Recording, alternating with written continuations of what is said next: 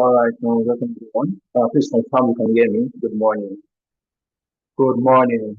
Good morning, Christopher. Good morning, Angel. Good morning, Abubakar. Please confirm you can hear me. Good morning. Good morning.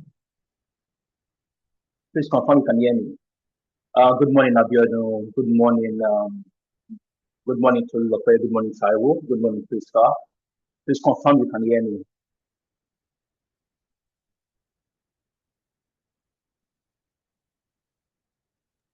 Yes, there we can hear you. Oh, yes, good morning. Yeah, good morning. So, welcome to another edition of our webinar. This morning, looking at building leaders for the new step. And then we have two speakers, which I'm going to introduce like later, like in the next 5 minutes. So, good morning, everyone. So, basically, this is what we'll be looking at for the next 1 hour. So, we want to understand why proactive leadership development is critical to organization success, learn how to identify and assess high potential talents, explore practical development strategies, and accelerate leaders' readiness, gain insights into building sustainable leadership pipeline, lead with actionable steps to start developing leaders before leadership gap. Of course, so these are like the objectives guiding the webinar for today. So as we do this for the next 1 hour, we'll do this please comply with the rules. We need to please mute your microphone. So if you have questions to ask, you can raise up your hand and then we'll call the call. And also there's a question and answer session where you can unmute your mic and then ask your questions and then your questions will be taken. So please let's try not to be distracted. Let's try to always remember to mute our microphone so that our speakers and the audience won't be distracted during this session. So quickly, because of our time, because there's a whole lot to speak about today, we'll introduce our guest, our speaker, Yitanya. She's a chartered human resource professional. She has with progressive experience across recruitment, employee relations, learning and development, and people operations. So she brings strong consulting mindset to designing people-focused solutions that enhance organizational performance and culture. Our work reflects a deep understanding of workforce strategy, compliance management, and cultural alignment with fast-paced consulting environments. And then we have Vivian Abinabo, the Chief Operating Officer of Kimberly Ryan. She's a highly motivated and driven professional with strong expertise in strategic planning, transformational change, and operational efficiency. She is highly disciplined and is committed to delivering value and excellence across various value chains and industries. She has, I'm sure, over 16 years of professional experience across human resource management and consulting, business advisory and management, learning and development, corporate branding, and communications. So these are our two speakers today. Trust me, we are in good hands. So let's sit back, relax, and then get like lots of of like impact from them. So the next voice you'll be hearing.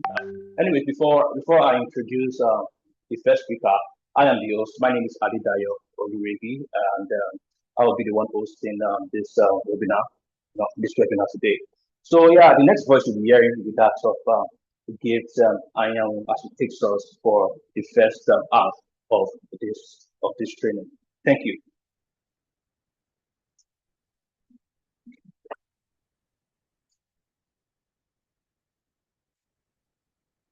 You're muted, Gift. You're muted, Gift. All right, sorry about that. Good morning, everybody. Please confirm you can hear me now. Can hear you. We can hear you. Proceed. Thank you. All right, thank you so much. Good morning, everybody, once again. Thank you. First of all, I would like to appreciate the organizers of this webinar session, Kimberly Ryan. Thank you for the opportunity to, speak to the amazing professionals on this call today. So like he has said, today's topic is building leaders before you need them, which is basically proactive leadership pipelines and succession planning strategy for forward-thinking business and people managers. Dayo, please, next slide.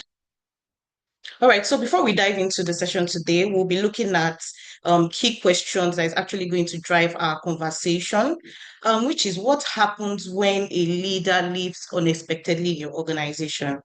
What do you do? And how prepared is your organization today in terms of leadership? Dio, please, next slide. All right. So first of all, we'll be looking at leadership pipeline developments. So what exactly is building leaders? What does this really mean? I know the first thing that may come to most of our minds is probably promotion, right? Promoting your high performance in your team, promoting them to from probably a mid-level to a senior level, adding a title at the back of their name and all of that. But today we're actually going to talk about identifying those potential early. So these are the key things we're going to be looking at today: identifying those potential early, developing leadership capability, and then preparing people before those vacancy or those roles open to avoid a cut in your in business. So yes, please, Dio, next slide. Yeah, so we'll be looking at the problem and the opportunity. So we'll be looking at two um, aspects of this. We'll be looking at the reactive trap and the proactive advantage. So when you say something is reactive, an action must have occurred for you to actually react to that, to what happened, probably a circumstance, an issue, or something that happened. So you are trying to react based on what has happened beforehand.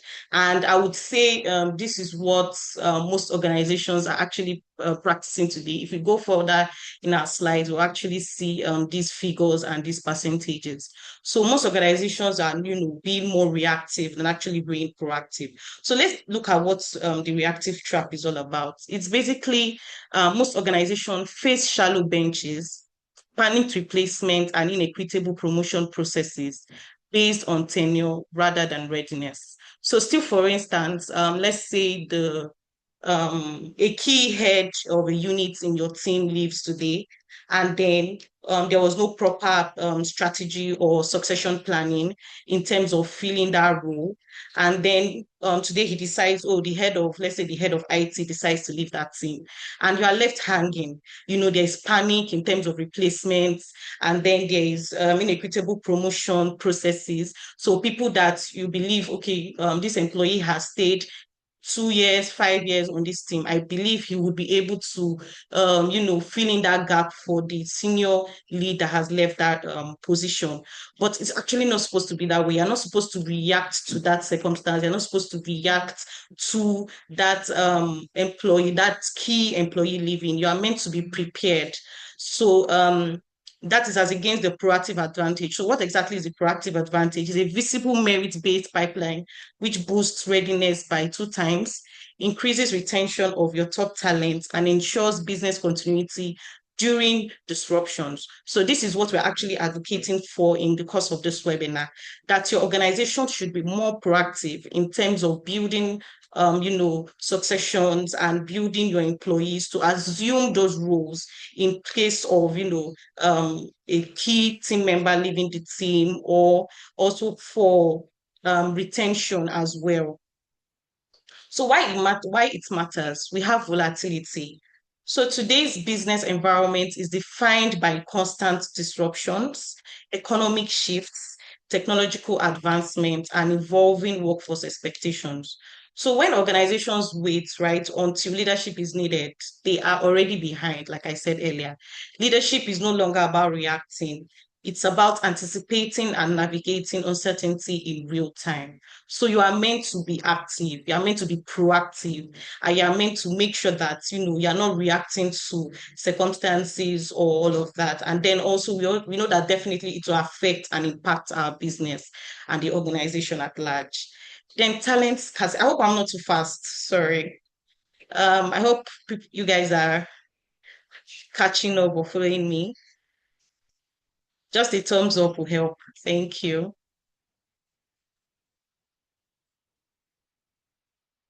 Okay, I'll just go ahead. So we have talent scarcity.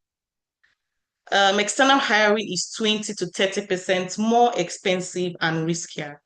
Competition of experienced high-performing leaders, is more intense than ever.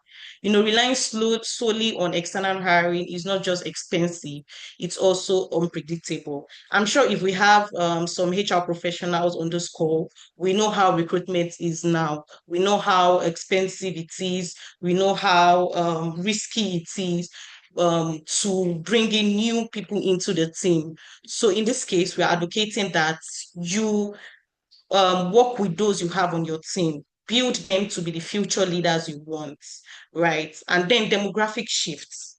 Retirement waves are creating massive knowledge gaps across many industries. Experienced professionals are exiting the workforce, taking with them years of institutional knowledge and leadership insights. Next slide, please.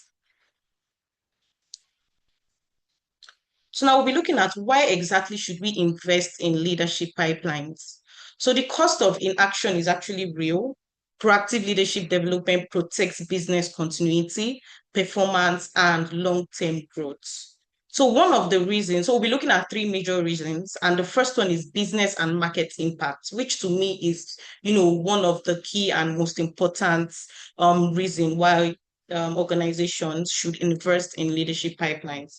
So first off, poorly managed CEO and senior leadership transition results in significant loss of market value globally. So let's bring it locally. In Nigeria, leadership gaps often lead to, things like business disruptions, loss of our investor confidence and operational instability. So basically, we're looking at why we should invest in this pipeline. Why should we invest in leadership? Why should we invest in succession planning? Why should we invest in developing our internal employees, our internal talent, and high performers on the team? So the second reason is the execution gap.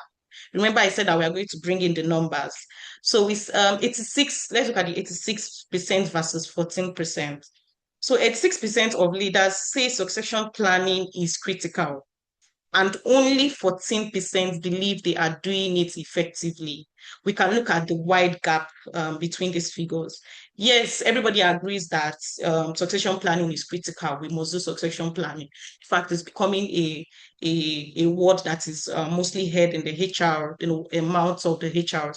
But is it actually done effectively? So from Deloitte Human Capital Trends, it's saying that about 14% of organizations are truly effectively carrying out succession planning.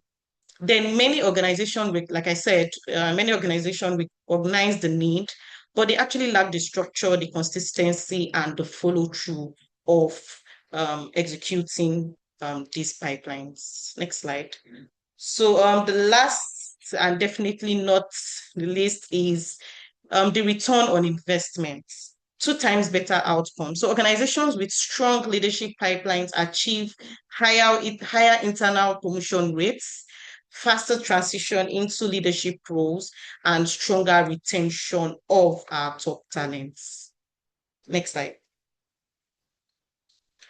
So now we'll be looking at the common mistakes, we should avoid when talking about our leadership pipelines and the likes.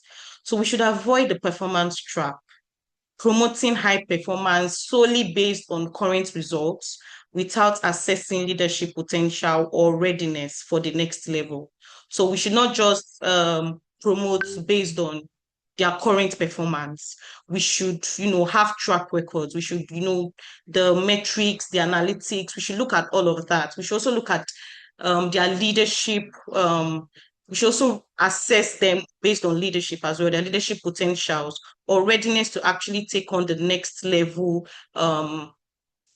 Taking things to the next level, basically. And then one-on-one reviews, treating succession planning as an annual HR compliance event rather than ongoing strategic conversations with regular calibration. So it should not just be a one-time thing. It should be on a regular basis, not just one of those HR, compliance that we want to tick off our boxes and let go of it. No, it's something that should be an ongoing conversation within the team. opaque nominations, relying solely on manager nominations without objective data creates bias. So that mini-me, syndrome, and overlooks the hidden talent, right? And then weak development, identifying successors, but failing to provide stretch assessments, sponsorships, or targeted development. So in as much as, yes, you've identified the hypos or the high performance in your team, you should also invest in developing them. Let them have targeted trainings, leadership trainings, development trainings, or programs and the likes. Then ignoring DEI and emergency. So failing to build diverse slates or prepare for sudden departures, leaving the organization vulnerable to cultural and operational gaps. No metrics, lack of accountability or measurement without KPIs like internal fill rates or bench strength. Succession remains a theoretical exercise. Next slide.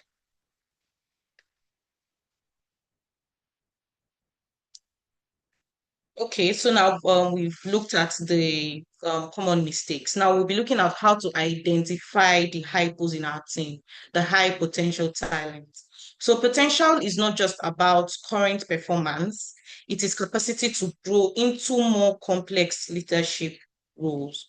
So what are the 6 key signals of high potential? Learning agility. I think this is very, very important, right? Quickly learns new concepts and applies lessons from experience. So they must, have that learning urge, be open-minded, basically, want to learn new things, know how to be strategic about their work. And then strategic thinking, okay, I already brought that in. So sees the bigger picture and connects ideas across teams and function.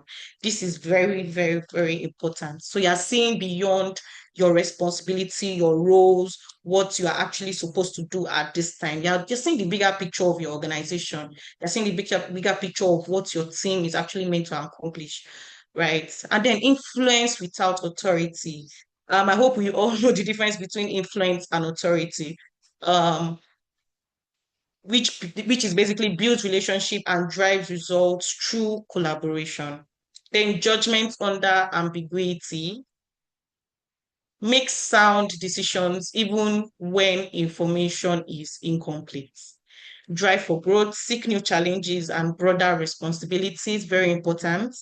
Resilience, stays effective under pressure and learns from setbacks.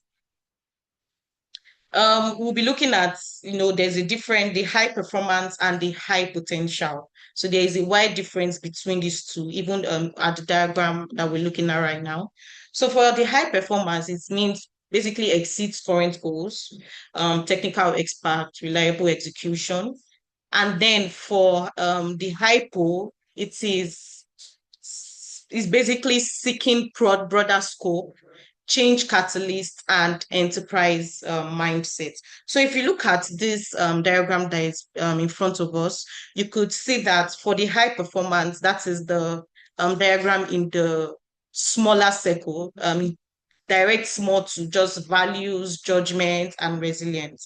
But the hypo is all round in terms of agility, strategy, influence, resilience, judgment, values. So he's an all round individual. Next slide. Okay. Okay. Thank you so much, Dio. Over to you, please. Thank you so much, Gift. Thank you so much, Gift. Thank you for that insights. All right, so quickly, our next speaker will be taking it from here, Vivian Agunabo. All right, so Vivian, over to you. Thank you.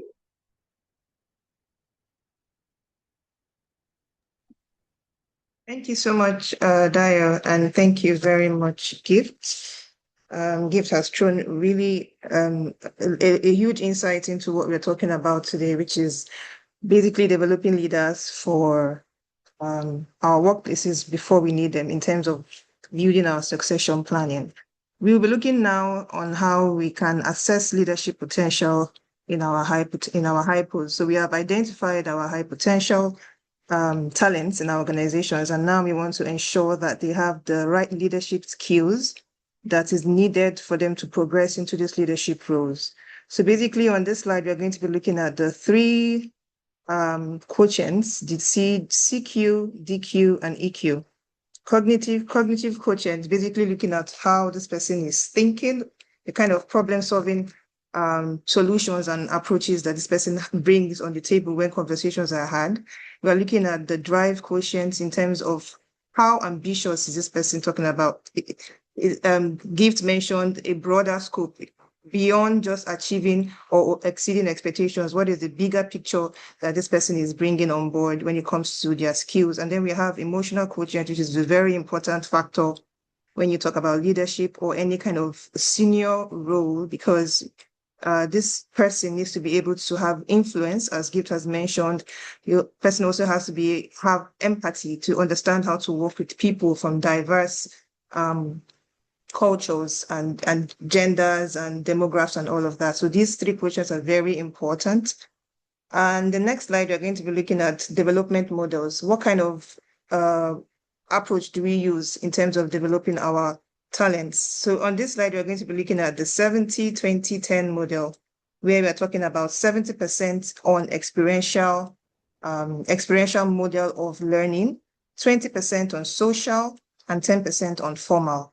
So the 70% experiential is talking about learning by doing. So you're going to encourage job shadowing, you're going to encourage taking up new projects, taking up new expectations, basically, for these hypos to be able to assess how they approach this new functions, and then identify gaps and introduce more interventions. The next part, which is the 20% social, is focusing on relationships, learning from others. So basically, you're going to be introducing mentoring, you're going to be introducing coaching, you're going to be introducing any kind of learning that would have him or her interacting with people who are already in these critical roles where they can learn from. And then the 10% is talking about formal form of development, where you are recommending some kind of training, intervention, some kind of workshop where this person is picking up relevant skills that is needed to progress in the new roles that will be required for him or her. And then the next slide is talking about coaching and mentoring. So we'll be looking in depth into coaching and mentoring as a development plan or approach when it comes to developing our leaders or our hypos, basically, to take up leadership positions. And when we talk about coaching and mentoring, we want to ensure three things. We want to ensure that there is strategic matching. So we are going to be very strategic in terms of matching our hypos with the leaders or the mentors or coaches that they're going to be working with. You want to have identified the gap, basically, the gap from this hypos, and you're matching that with the skill sets of a leader who is already skilled in that. Like you mentioned in this example, if a hypo has a gap in financial acumen, you're going to be matching that hypo with a leader who is very strong in that. The next thing you want to ensure is that there are clear objectives. So from the start of this mentorship or coaching relationship, clear objectives are being set, and clear expectations also are being set, so that from the beginning we understand what we want to achieve and we are working towards that. And then the last one we have here is a structured cadence, where we are ensuring consistency. There is a systematic tracking of engaging with this in the coaching relationship, so that we ensure that it is properly managed from end to end. Next slide, we're going to be looking at reflection prompts and ROI tracking. Now, reflection prompt is basically talking about ensuring that the mentor or coach is providing the relevant guidance that these hypos need to be able to move forward. So we are the reflection prompts will be asking questions like moving from how do you do what you do to what do you think you can do to make this better? Those are the kind of questions that a mentor or a coach will be driving to a hypo to ensure that there is reflection and there is room for growth to step into the role. And then ROI tracking basically means we are measuring the outcomes. Like I said earlier, from the beginning of the coaching or mentoring relationship, the clear expectations have been set. So we are going to be measuring on a timely, structured system that we have been created already to see how are we progressing with this relationship? Are we achieving the results. And you can even go further to move it from ROI to ROE, where you have return on expectations. Are we meeting our expectations? The expectation that we have set at the beginning of this coaching or mentoring relationship, are we there? Do we need to change something? So that's where M&E comes into play, where you monitor, you evaluate, and then you go back to the drawing board. The next part we're going to be looking at is building the leadership culture. We want to ensure that in our organizations, we are building a leadership culture that everyone in the organization can buy into, from the leadership to the entire members of the organization. So we are going to be doing this by ensuring that we are encouraging growth, we are supporting learning, we are recognizing efforts, and we are sharing knowledge. Once we are doing all of these things and the employees understand that this is an organization where I can grow, we will see that a leadership culture it grows naturally, because employees know that they have the opportunity to grow in this organization. They have the opportunity to increase their knowledge, and they have the buy-in basically to move from one point to the other in the organization. So now we're going to be looking at the succession planning essentials. We're going to be looking at the key things that we need to do to make sure that our succession planning is top-notch. So the first thing we're going to do when we are talking about succession planning is to ensure that we are identifying critical roles and risk. I was at a session recently, and when this conversation came up, we were asked, what do we think critical roles are? Do you think every single role in your organization is critical? Do you think there are some specific special roles that you just need to identify? So basically that will depend on your culture, your organization, your goals and objectives. And once you have identified the critical roles, then we would go on to define the competency framework that applies for this role. So you want to ensure that you have it clearly outlined what competency means for each and every single role. This would be able to drive, to take out biases, to take out any form of confusion. So when you're talking about succession planning, you're looking at the competency framework where it's clearly outlined the right skills, the behaviors, and then you're also looking at your talents that you have internally, and you're able to then, with the help of a cross-functional committee, you're going to be able to match people into the right skills, and then being able to properly plan your succession. The next part of our succession planning essential is to have quarterly talent reviews. Gift has already mentioned this, and it's very important. We shouldn't wait for once a year to have our annual reviews. Even if your annual reviews are specific for once a year, you should have regular check-ins that are properly structured. You can have a monthly check-in with your team, you can have it quarterly, but you're checking it at every point in time so that every gap is being identified. And at the same time, you're also identifying your hypers and your hypos, and you're working with the succession planning in essence, and you're able to make adjustments as you move on. The next part is to develop an individual development plan as an IDP. You want to make sure that once you have identified these critical roles, and you are, from your regular check-ins, you are identifying hypers, we're identifying hypos, you want to put in place an individual development plan specific to each individual, not a generic one now, where you're identifying the skills that these individuals have, you're matching it against the competency framework that we would have defined, and then you're also identifying where there are gaps, you're identifying where there will be interventions that will be needed. And this helps the succession plan to move smoothly end to end. Moving forward, we have enablement, tech, and analytics. Of course, I mean, we are in the age of the digital now, and most of the time we need to ensure that we are using as much technicals or tech tools, basically, to ensure that our processes are fine-tuned. So you want to look out for the right HRIS to track, so that you're not manually using manual tools that would make it very cumbersome. And then also your success criteria. Now, a successful succession plan is visible, dynamic, and integrated. It's not something that you create and you shelf. So it's something that, like I said, when you're having quarterly check-ins, you're reviewing individual development plans. So is a criteria, your plan is basically working for you, and then you're setting out your success as you move on. So now we're going to be looking at the implementation roadmap, a quick summary of what I've said just now about our succession planning toolkit. So first, the foundation, identify the critical roles. What are the critical roles in your organization? It differs from organization to organization and from industry to industry. So you want to ensure that you identify them. You want to understand who is the incumbent, and you want to understand who are those in succession to that role.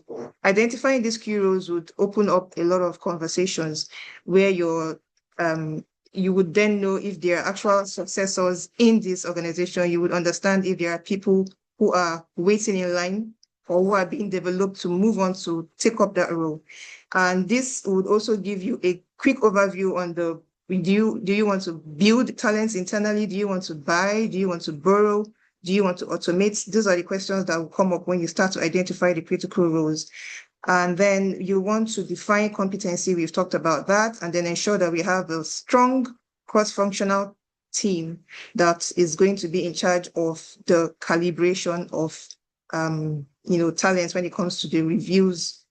Then we have the assessments based on the competencies that we have, the competency framework that we have identified for each critical role. You want to run assessment for your hypers or your hypos, basically your hypos. You want to run assessment for your hypos to ensure that they are fit. If they are not fit, then you would identify the gaps and you will start to make recommendations for interventions. You want to start to run the individual development plan. That's what I just said. You identify the gaps, you have interventions, and you're tracking to ensure that if it's a mentorship program, this person goes for a mentorship program, and then you're checking if expectations were met. And then we have activation. So here we talk about how these hypos are now placed in active activities. Basically, they are now put in roles where they are actively job shadowing, they're actively taking up roles and projects that applies to the role in question, the critical role that they want to succeed and take over. They are being able to work with a set KPI, a KPI that is based on the role that they are succeeding into, and they are being monitored and evaluated based on that. Now, these are basically in a nutshell, the roadmap for a robust succession planning. And next slide basically is rounding it up, where we are talking about the best time to prepare the next leader is now. You don't want to wait until there's a gap. You don't want to wait until there's a kind of disruption in the system. You want to ensure that you're building your leaders now. You're identifying the critical roles now. You're identifying the next step of the next point of action. If there are no internal talents to take up that role, what is the next step? Are you going to build? Are you going to develop the talents? You already outlined a whole lot of, basically this session, we are looking at how we can build talents internally, but there are also other aspects of the succession planning that is not contained here. But this is where we are going to stop for now, and we're going to take questions if there are any. Thank you so much, Dio. All right, so having a question on the system.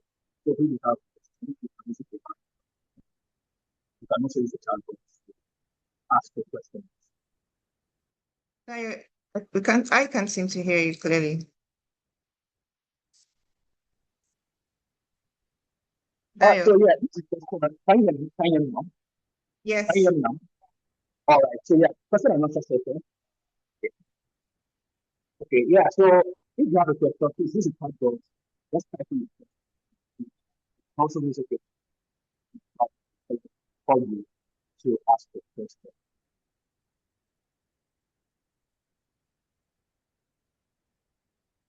So any question. Marcel is asking, please share it. Of course, this should be shared with you at the end of the webinar. You get to the material.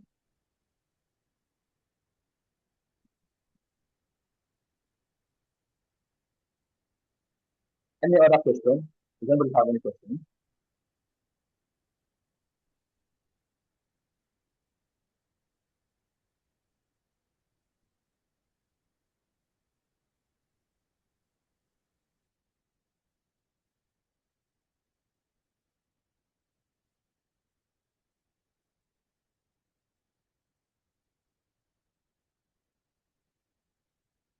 All right, any question? So, okay. So this session will end in the next 2 minutes. So please let's make sure we simplify before then.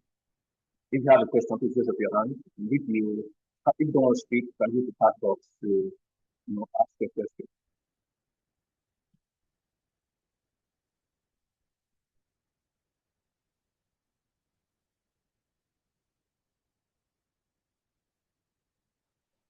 There is a question. Can leadership be built?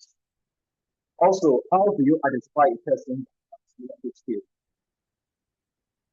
This is a question from Jordan. Can leaders be built? Also, how do you identify a person that has leadership skills? Okay, let me try that. Thank you so much for your question. So yes, leadership can be built. And that is why we mentioned that when you run your assessments in your organizations, you would have identified your high performers and your high potentials. As Gift explained, high performers are people who meet and exceed expectations. But your high potentials are people who go beyond exceeding exceeding expectations. They have, you can see their leadership skills. They're already exuding influence in terms of leadership. They're already showing you that they have business acumen. They're already showing you that they have a lot of strategic skills that is beyond their functional roles. So when you run your assessments, you identify these potentials. They are potentials because they are not quite there yet. So you would then build the skills that you require for this leader to have. This is why it is very essential for you to have a competency framework. The competency framework would define what leadership means to you for a particular role. Now, competency, like I learned recently, means to have capability, the right capability. It means to have the right capacity. It means to have the right character. So when you have all three C's, you have a robust competence. And that's why your competency framework will show you leadership attributes that this role is required. It will show you the behavioral competencies that this role is required. It will show you the technical or core skills that this role is required. So if you have identified that for a particular role, what applies to a finance manager will be very different from what applies to a, let's say, admin manager. They might have some things in common, but what leadership means for each role will be different. And that is what the competency framework would help you to achieve, so that at a glance, you can see it and you are not making a biased decision, maybe because this person speaks well more than someone else, you decide that this person is a leader. No, when you take that person's assessment evaluation scores, for example, and you match it to what your competency framework is speaking about for a particular role, then you would see that this person is almost there yet. So now you have a leader in motion, an upcoming leader. Then you can build. Building means recommending interventions. Should this person go for a training? Should this person have a 3 months job shadowing with someone senior? Should this person have a coaching or mentorship relationship with someone senior so that they are upskilled? That is how we have identified and built leaders to take up more roles. I hope that answers your question.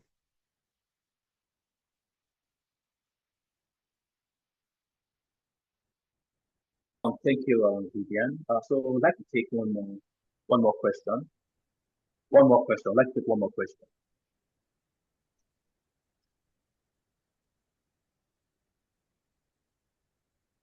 Okay. Okay.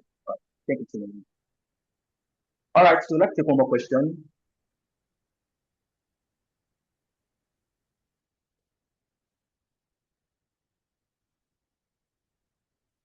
Okay. Thank you everyone for joining us today. Sure, the session was very insightful. We had like one or two takeaways. So please on the chat box, there's a feedback form that you share. Kindly click on the link to access the form and give us the feedback. The feedback is very important to us. Then from the feedback, you can even give us suggestions on future webinars you'd like us to, make us to take. So please take some time to click on the link and fill the form. So after you've done that, you can just come back here on the chat box and type done. I have filled the form, done something. So just please do that and come back here and give us a feedback that you've done that. And afterwards, you can log off. My colleague will also be sharing on this platform the various links to our social media handles. So if you want to follow us and then see what our services are, then if you want to be properly updated on our please just follow us on this our social media platform to get familiar with our activities. Thank you. So please click on the form and then give us a feedback, come back here and then drop that you've done that, and then you can log off.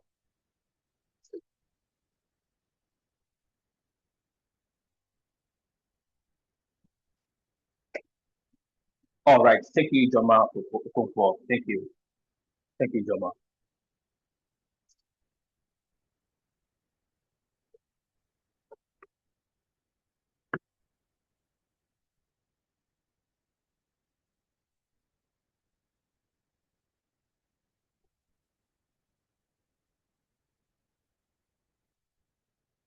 All right.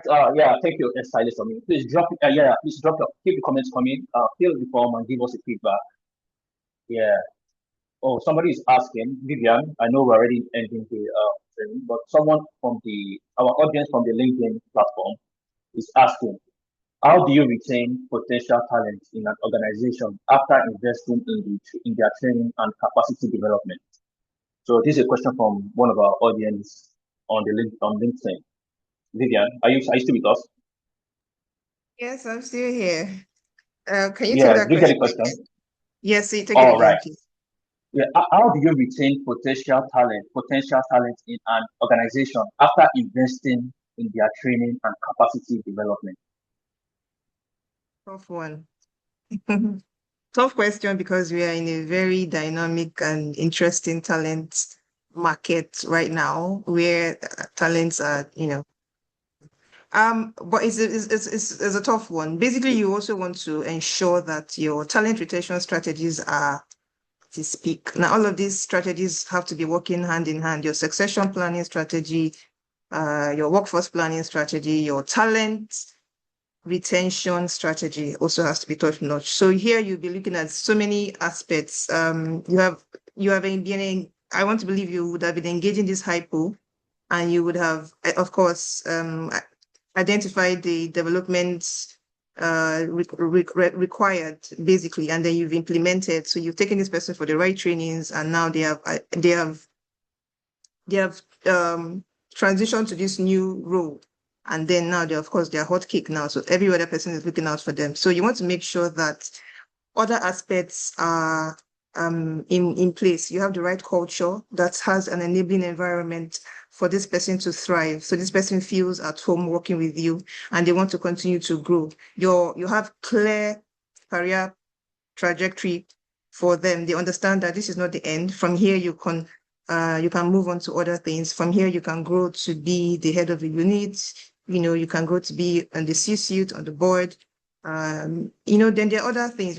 Compensation, I wanted to leave that for the last, but I mean, it's also very critical. Compensation, your compensation strategy is at its peak. You have reward systems where they understand that as you perform, you get rewarded and recognized. Your compensation is doing very well in the market so that even if this person is being pushed from outside, they are very comfortable to say that I'm like my take home is doing very well for me. I don't need to move. So yeah, these are some strategies that you can put in place outside compensation, benefits, employee stock options, different things that would entice and make your talent, because it's really is a very tight market right now. So you need to make sure that you have your talent and talent retention strategy working for you. So that's one way you can do that. Does that answer your question, please? Oh, yeah. So that's the question is from an audience Oh, on from LinkedIn. LinkedIn. Right. Yeah, from LinkedIn. Yes. So hopefully you get it. All right. Thank you for that. Thank you, Vivian. So Thank yes. you. Oh, thank you, Abdul, Thank you, Abdul, for your feedback. So yes, the link to our social media has been dropped. So please follow us on LinkedIn, Instagram, Facebook, and Twitter to get yourself updated with our product and services. Yeah. Thank you. And don't forget to fill the form. And once you fill the form, just type that you're done. You've done it on the